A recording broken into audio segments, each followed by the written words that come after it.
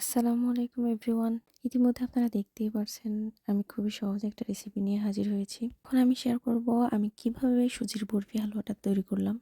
প্রথমে আমি কাঠবাদাম আর চীনাবাদাম দুটাকে ভেজে নিলাম।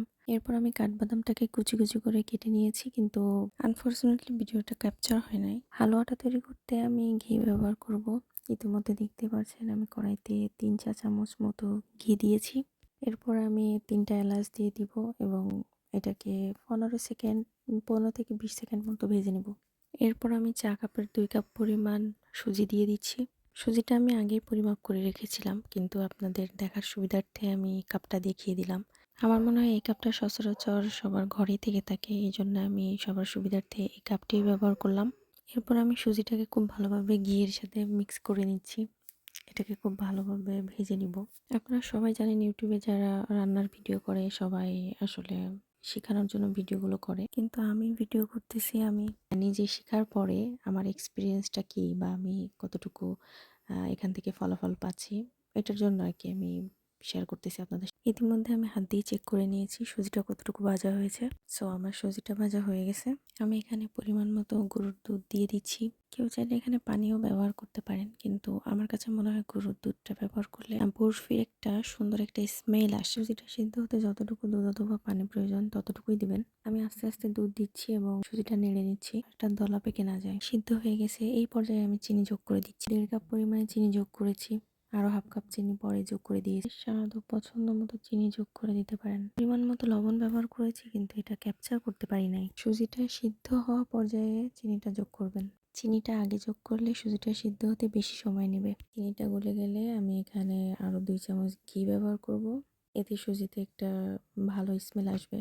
এরপর ভালোভাবে নেড়েচেড়ে সুজিটাকে আরো বেশি শুকিয়ে নিব। যারা হালুয়া করে খেতে চান তারা এই পর্যায়ে উঠিয়ে ফেলতে পারেন। বরফির জন্য আরেকটু শুকনো করে তারপরে উঠাতে হবে। বরফির জন্য সুজিটা রেডি হয়ে গেছে, কিন্তু তার আগে আমি যে ফল দিয়েছিলাম ফলগুলো উঠিয়ে নিব। ফলগুলো উঠিয়ে নিলে বরফিটাকে কাটতে সুবিধা হবে, এটার জন্য আর কি। আর একটা কথা না বললে নয়, আপনারা যখন দুধটা ব্যবহার করবেন দুধটাকে অবশ্যই এক বলক উঠায় নেবেন। আর দুধটাকে একটু ঠান্ডা করে রেখে তারপরে ব্যবহার করতে পারলে সব থেকে ভালো হয়, কারণ দুধটা যদি গরম থাকে তাহলে সুজিটা দলা পেকে যাবে। প্রথম যখন এই রেসিপিটা ট্রাই করেছিলাম গরম দুধ দেওয়ার কারণে আমার সুজিটা দলা পেকে গিয়েছিল। সুজিটা পারফেক্টভাবে তৈরি হয়ে গেছে। এই পর্যায়ে আমি সুজিটাকে নামিয়ে নিব। প্লেটের মধ্যে তেল ব্রাশ করে নিলাম। এবার সুজিটাকে প্লেটের মধ্যে নামিয়ে নিব। এবার এটাকে প্লেটের মধ্যে সুন্দরভাবে ট্যাপ ট্যাপ করে সেট করে নিব। আমি চামচটা দিয়ে সেট করে নিচ্ছি। এমন চামচ সবার বাসায় থাকে। গরম থাকতে থাকতে এটাকে সেট করে নিতে হবে। আলহামদুলিল্লাহ, আপনারা দেখতেই পাচ্ছেন বরফিটা একদম পারফেক্ট হয়েছে। এবার আমি এখানে কিশমিশ ও কুচি কুচি করা বাদামগুলোকে ছিটিয়ে দিব এবং হাত দিয়ে ট্যাপ ট্যাপ করে এগুলোকে সেট করে নিব। তবে এখানে আমি একটা জিনিস ভুল করেছি, সেটা হচ্ছে কিশমিশ এগুলোকে ছোট ছোট করে কুচি কুচি করে কেটে এখানে ব্যবহার করবেন, তো এটা সব থেকে ভালো হবে। কারণ কিশমিশটার জন্য আমি বরফিটা কাটতে গিয়ে একটু প্রবলেম পড়ছি। বরফিটা একদম পারফেক্ট হয়েছে, দেখতে যেমন পারফেক্ট একদম খেতেও অনেক মজা হয়েছে। বরফিটা পরিবেশন করার পরে আমার ভিডিও ক্লিপ নিতে মনে ছিল না, কিন্তু আমি মেহমানদেরকে দেওয়ার পরে একটা ভিডিও ক্লিপ নিয়েছিলাম, ওখান থেকে আমি এক্সপোজ করে এখানে দেখিয়ে দিচ্ছি। এই রেসিপিটা অ্যাকচুয়ালি মেহমান নওয়াজেতে আমার মনে হয় অনেক অনেক অনেক বেশি পারফেক্ট হয় মেহমানদের জন্য। এটা নাস্তার টেবিলের সৌন্দর্য বাড়িয়ে দেয়। ভিডিওটা যদি ভালো লাগে লাইক, কমেন্ট ও সাবস্ক্রাইব করতে ভুলবেন না।